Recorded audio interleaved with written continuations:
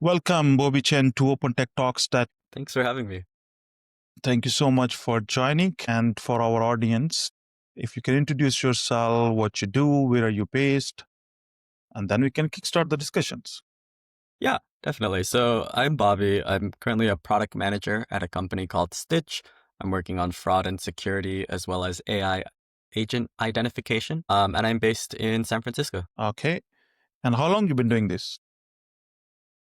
Yeah, so I've been at Stitch I joined earlier this year, but I've been in generally cybersecurity for the past few years. Previously, I was a startup in confidential computing. I think a lot of the things in the cybersecurity and fraud detection world are very interesting in the last few years because of how generative AI is changing the way that people work and the way that people both attack and defend. Okay.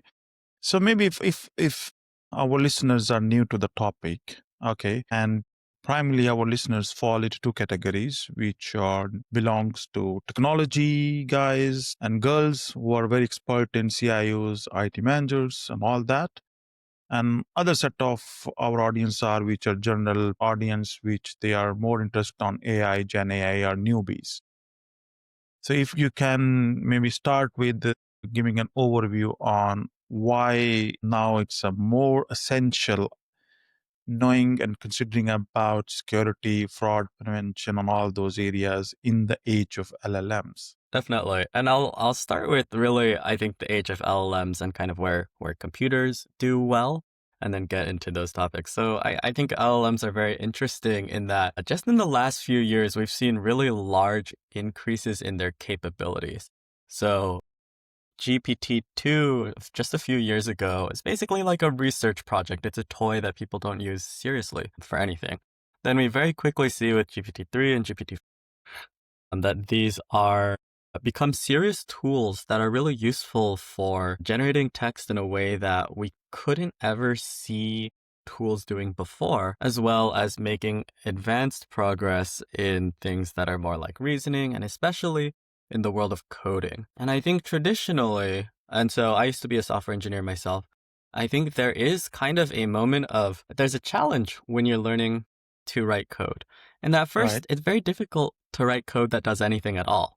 And then, as you learn more, you get more experience, then it becomes more of I know that actually I can do anything, right? There's this concept of Turing completeness.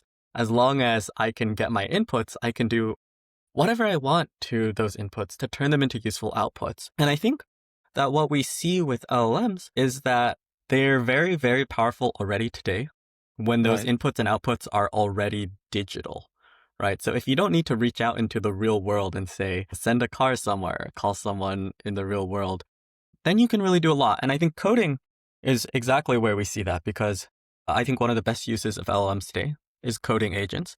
And one of the reasons is that all the code lives on your computer. When you run tests, your AI agent or your coding assistant can run those tests for you and immediately get back pure feedback from the world. So you do something, you get back a very tight feedback loop of this is exactly what has happened, whether that succeeded or whether it failed. And that's very powerful, I think, in these, both in LLMs and in traditional AI systems for self-improvement. Okay.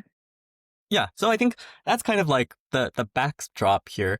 And then we get into fraud prevention and cybersecurity. I think this is a place where traditionally, in order to do certain kinds of attacks or commit certain kinds of fraud, you used to have, I would say, to have a little technical skill, right? I think, even 20 years ago, there's the concept, 30 years ago, 40 years ago, there's a concept of a script kiddie, which is that, somebody who is relatively unskilled downloads some code somewhere and is able to run it in order to perform some kind of attack. And I think today we've evolved that concept to a slop kitty, in which it's very easy to vibe code custom code that does attacks against, say, a website that you want, or to do something that is specifically tailored towards your targets or your victims. And because of that, I like to say, when we've democratized coding, we've also democratized abuse. So everything is getting easier. That includes it's easier to do attacks.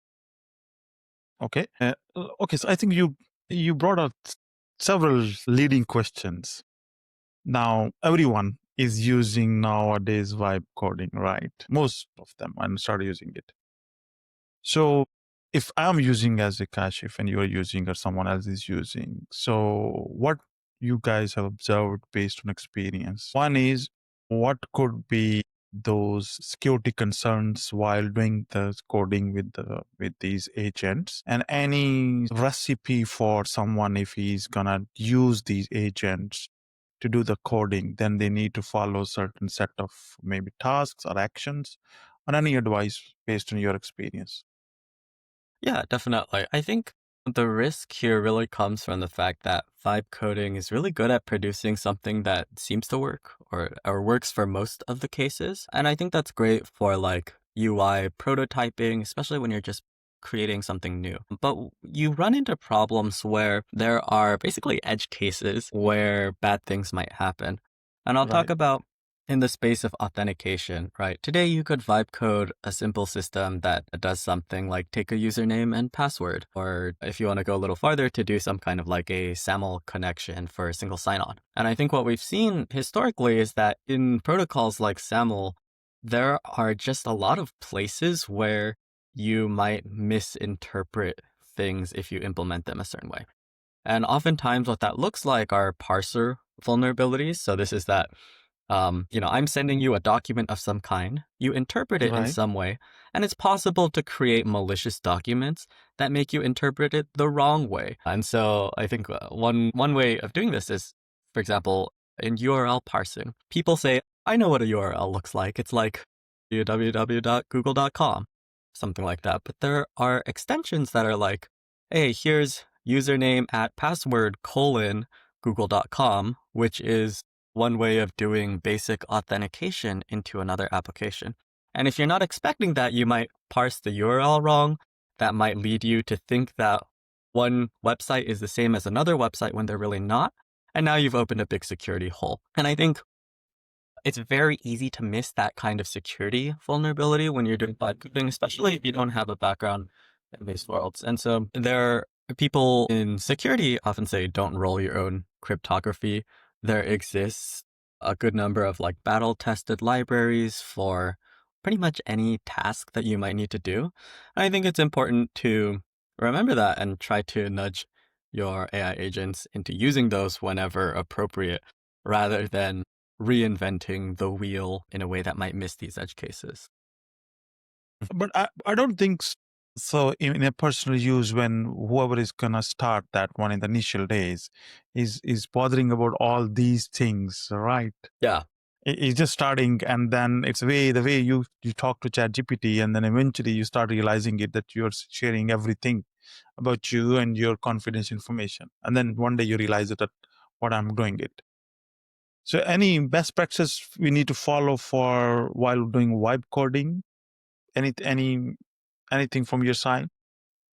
Yeah, I would generally say, and talking from the fraud and security side of things, I think you want to draw a line between what's the vibe coding that I'm doing to explore the space and to, test things out, make it easy for people to try it and give me feedback, versus when am I going to ask my users to trust me with their truly personal data or their access, or to give me financial money to pay me, things like that. Because I think the standard is very different between those two levels. You can pretty much do whatever you want with vibe coding. I have vibe coded projects on my website right now that probably will break in unusual ways, but it's okay for them to break because there's nothing sensitive involved. But once you start to do that and you want to ship to customers and get them to pay you and get them to give you your personal information, I think you have a responsibility to review what you've done, especially where those touch authentication as well as access to private or sensitive data, to go do that. So I think that's more of like a process thing than like a technical tactic for you to do. But I think it's important. Okay. So do you have any recommendations related to these AI agents? Recommendations. I think this field is still moving so quickly, is what I would say. So I think overwhelmingly, if you're like getting started in vibe coding, If you're already a software engineer or someone who knows how to code, you're probably best off using something like Cursor, which is like AI-powered IDE. I think you get a lot of things that are a lot like GitHub Copilot, like better autocomplete, as well as agents that can go and do more for you. So that's one. In this space, I do like the AI coding assistant Kilo Code. I think comes with some really good things out of the box that are, borrowed from other similar coding agents Right. about, say, rather than go and write all the code first, I can put it in a mode that says architect the code, and it'll give me a plan that says, okay, I think you should do this, do that, do that. And once you've gotten that, you can switch it to a mode where it actually goes and follows it like a checklist and writes the code. And similarly to debug your code, I'm getting this error message, where might it be? I think, placing your agents into different roles, like this is the debugging agent, is Right. very powerful in being more productive. So I think that's a great starting point. But it depends. Like if you're not technical at all, I think things like V0 or Replit, which are more like for Right. vibe coding entire apps out of the box, are a good place to start. And then if you're like an advanced software engineer, maybe something like Claude Code or another terminal-based coding agent is more powerful. But because these things change all the time, I do think you need to be using them in order to feel out, what do I like? Where are the tools getting better? Right. Because if you tried it, say 6 months ago and decided it wasn't good enough then, that has changed by now. 100% right. True. 100% true. Yeah. It's happening even weeks. Within weeks, things are changing, and then you're realizing it. Yeah. True. Okay.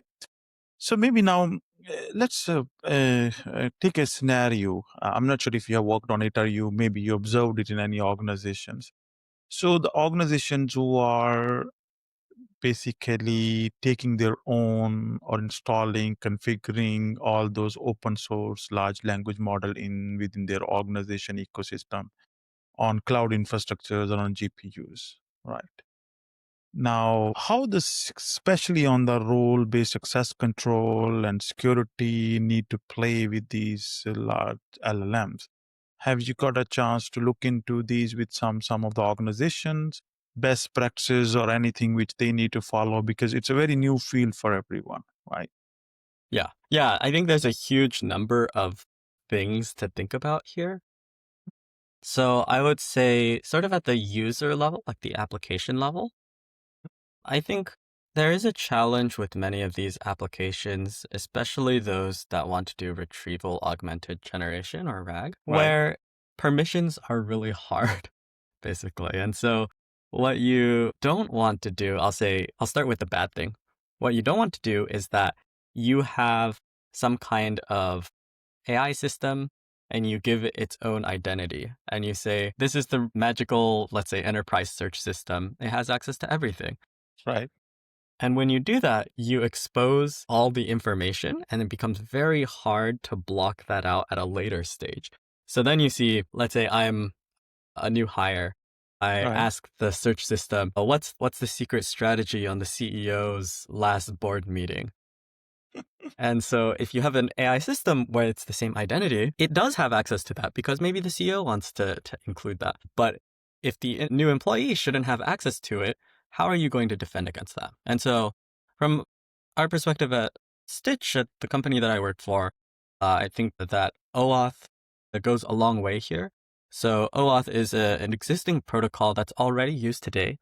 And you might say, see, you're in Notion or something, and you say, oh, connect Notion to my Google Drive. And say, I want to be able to access these documents, say documents in this folder, but not documents somewhere else. And when you do that, you give limited scoped access to a different application. And I think that is sort of the core learning that we've already learned in other systems that we shouldn't forget for AI. Let's say, now let's do enterprise search. When I do enterprise search, I should do some kind of authentication for me. So I'm Bobbie, or you as Kashif, to go and say, I'm logging in. I want to give access to those things that I have access to. Then the AI system will only retrieve those documents that you already have access to and be able to give you like a search that's limited on the things that you should be able to see. True. And I think this falls with any any existing identity or access management solution anyone has in organization, right? They need to Yeah. architect solution in such a way that it has like all those gate walls to pass and then give you the information. Yeah. And I think the challenge with LLMs is that it becomes harder because let's say you're doing some kind of summarization task. The summary might not, if you've, depending on how you've done it, might not even include the original documents that the information Right. came from. And if you don't have those documents, then you can't apply it after the fact and say, filter out the results that are not relevant or that I don't have permission for now. And so because of that, you need to think about these identity and access management problems earlier in the solution. Mm-hmm. Okay. So maybe now, based on your experience of last 1 year, I think what are the common challenges which you're observing organizations are going through with Yeah. respect to adopting LLMs into organizations' existing ecosystem? Yeah. That's a pretty big and wide issue here. So I'm going to talk about fraud prevention problems, and that's what I work on at the day to day. That's what I see the Right. most. And so I'll say that a lot of organizations know that LLMs are a very powerful tool. And so they say, oh, I've got all of these, say, fraudulent activity on my platform. Let's say it's a social media platform, and we're seeing a lot more spam and scam activity that's coming from new accounts. And the question that I get is sort of, oh, how can I use an LLM to stop this kind of spam problem? And I think this is the wrong question to ask. I think there's great opportunities in using LLMs here, but there's also a lot of things that are right at the front door that are saying, what does your existing bot detection process look like? Mm. Because let's say in a social media platform, you might have free sign up. So free Right. signups are harder to gate. You might have anonymous sign up with any email or other kind of account. And that means that it's very easy for someone to automate creations of accounts. You might be using something like reCAPTCHA or Cloudflare's Turnstile, but these are very easy for bots to bypass today as well. So I think there's a lot of low hanging fruit in, say, the bot protection, basically the front door here, before you even get to the end. And I think similarly, there's in the middle of the stack, you could say, what can I do to restrict the visibility of new accounts until I've confirmed that they are more trustworthy? And that's a problem, which again is not related to LMs at all. And once you've ironed out these kinds of bottlenecks in other places, I think you do reach a point where, oh, it does make sense to use LLMs to analyze content and try and filter or alert on things that are bad actors acting on my platform. But I think it's not the place that you should start, even if it is a very flashy and interesting, exciting place to work right now. Okay, that's very good. I think the way to think about while you're adopting into that in your organization. Thank you so much for sharing that one. Yeah, Now, definitely. I'll yeah, say, go ahead. AI is so exciting. AI is so different. And I'll say it again and again. We should not forget those lessons that we've already learned. Just because it's AI doesn't mean that it's that different. Yeah, we need to ignore whatever the ecosystem we have in place for over the last 30, 40 years. Right. Yeah. And let's just go for that. Okay. And that was from a challenges point of view. Right.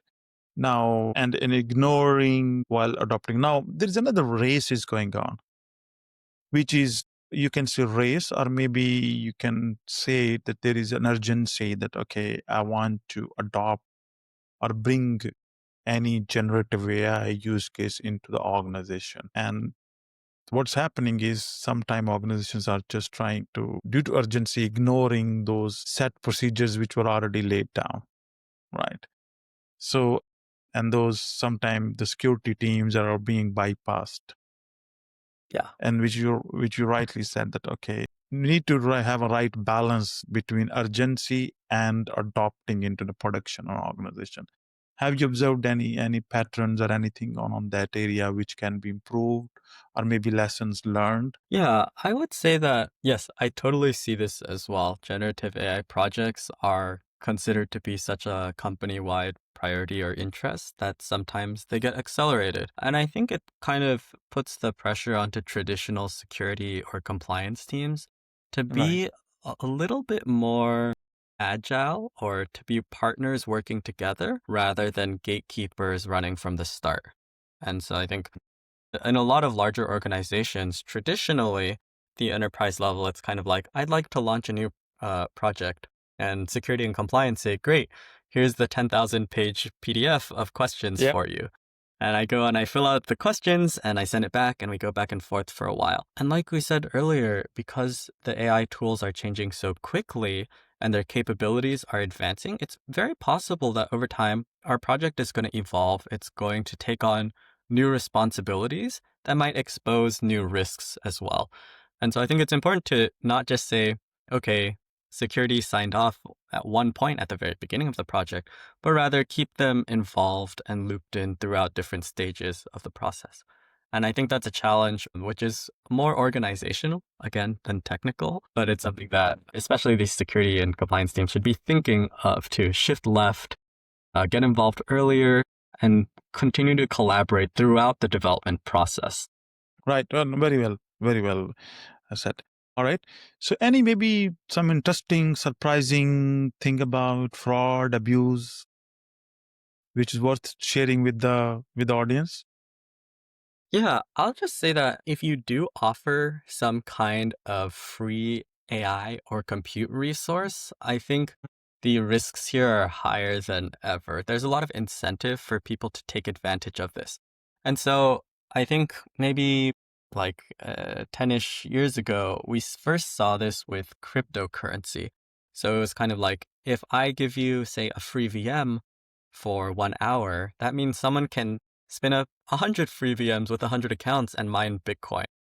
And so I think that same kind of risk applies to say, oh, here's my LLM service that gives you 10 free queries.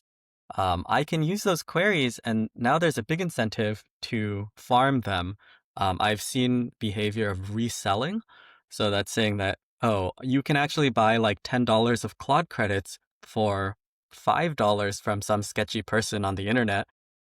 And if you dig down into what they're doing, is that they're farming these credits from all of these different free services. And so, when you ask that service a question, maybe it routes it through, the chatbot on a car dealership's website Mhm. or other attacks. So I think there's a rise of that kind of thing because the resource is so much more valuable and useful that is on the rise. So if you're doing that, I think there's a temptation to kind of look at these metrics and say, oh, wow, I've got so many signups. I've got so much usage. We're doing so well. But it's very possible that this is actually targeted abuse. And if you Oh, filter out the people who are farming your accounts, you might only have like 10% of the signups that you thought that you had. right. So now maybe last couple of questions before we conclude for today.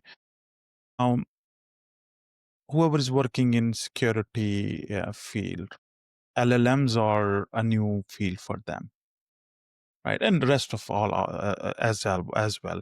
So if you want to leave any suggestions for someone, if you want to maybe improve her knowledge, you want to learn, he's an identity or access management or maybe security specialist, or maybe he's working in the security organization within the different organizations.